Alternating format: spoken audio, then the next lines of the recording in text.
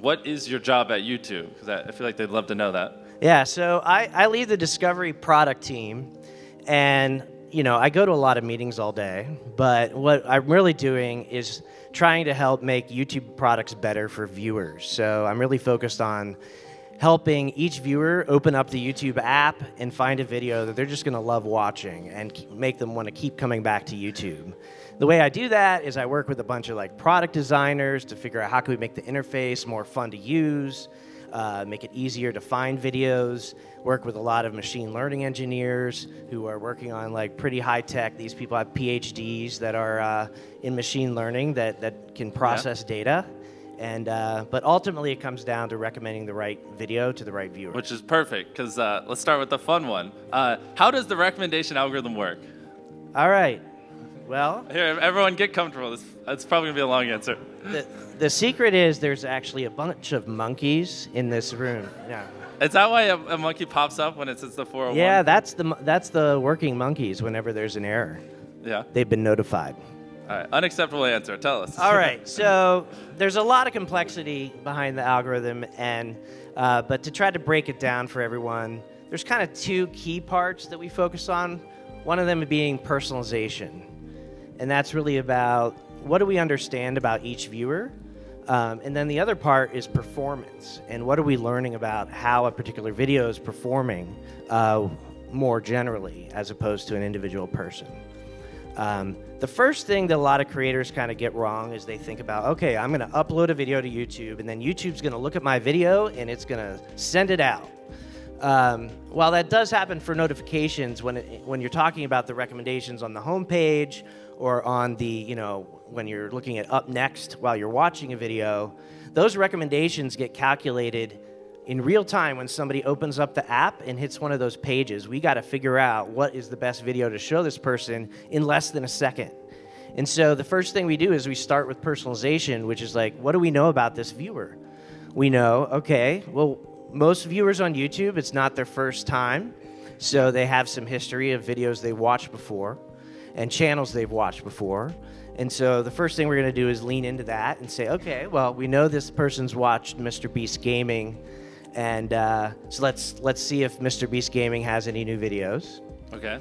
And then so we look at the channels that they're subscribed to, the channels they watch. We also look at individual videos. So, whether somebody watched a particular MrBeast Gaming video versus a different one might give you more. Watch Minecraft videos or something. Yeah, maybe they're more into Minecraft. And so one of the things that we do is look at okay, let's look at this MrBeast Gaming Minecraft video.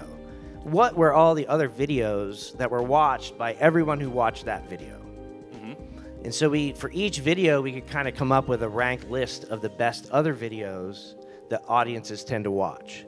And so we can go through, many of the videos in your history, and for each one, kind of pull in, okay, here's some good videos for this video. Here's some good videos for that video.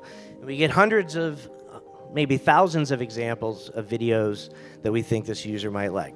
Well, and I think what was interesting when we were talking before he came up, it's you're, saying that it's not, when you upload, it's not like it just hands the video to people and everyone on YouTube's just magically on at all times. It's more when people come on, it finds videos that people want to watch, which is kind of a different perspective than a lot of creators look at it, which makes sense. Yeah. So then we also have some more sophisticated techniques that we're not going to do like a PhD machine learning class here, but I mean, that would be fun. It would be, but we use deep learning is what it's called, and it actually models kind of like how the human brain works and learns, where it forms kind of neurons and connections between them. And, the way that the machine learns is we feed it a bunch of data about videos that people watch, and it can find patterns and kind of make connections between videos. And so we throw everything we know about a user and try to map them out and push it through the brain and figure out what are the closest videos to that person. Yeah. So so that's a lot on the personalization side. And the other side I mentioned was performance. So we're collecting data in real time, right? So as we start showing a video to, maybe we start with somebody who watches the channel regularly, and then we look at what their history is, and then we start distributing the video into the list of all the things that person's watched before.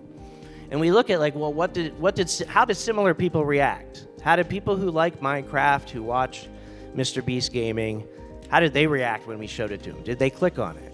Did they watch? How long did they watch? Did they I feel like I like should be writing stuff down right now. Yeah. It's good. Did they dislike it? Did they click not interested in their feed? Did they scroll past it? Did they, another thing that we've been really trying to do over the past couple of years is what we call satisfaction. And what that's about is it's more than just watch time, because not all watch time is equally valuable to the viewer. How many of you have like gone and watched a video and spent like 10 minutes, and when you're done, you're just kind of like, it was okay. And then another video you may have watched, you're like, oh my God, that was amazing. It changed my life. I'm subscribing to this channel. I'm like watching this every day. We really want to reward the videos that make people like really inspired and want to come back to YouTube. And the way that we try to figure that out is not just by looking at how much time people watched, but by running surveys. And we actually get millions of survey responses a day where we, while somebody's scrolling through their homepage, we'll say, hey, what did you think of this video you watched yesterday? And that helps us differentiate that stuff. We feed those millions of responses into that brain, and it kind of sorts through and finds out what's more satisfying. And that performance, is used to ultimately predict for the viewer that's showing up a bunch of different factors. So it's going to predict, if we show this to the person, are they going to click on it? It's going to predict, and based on what it's learned from other users, how long will they watch it, what the probability is they'll like it, and what would they answer if they did see a survey and we asked them how was the video. I love it. Yeah. And then we're able to rank all those videos that we came up with in the beginning. And then there's some more stuff that happens after that, because sometimes if you just rank the top 10 videos in order based on that score, you might end up with like only one channel's videos at the top. And viewers have told us like, when they open up YouTube, they want to see a variety of stuff. They just don't want like one channel at the top unless it's MrBeast, and then it's okay.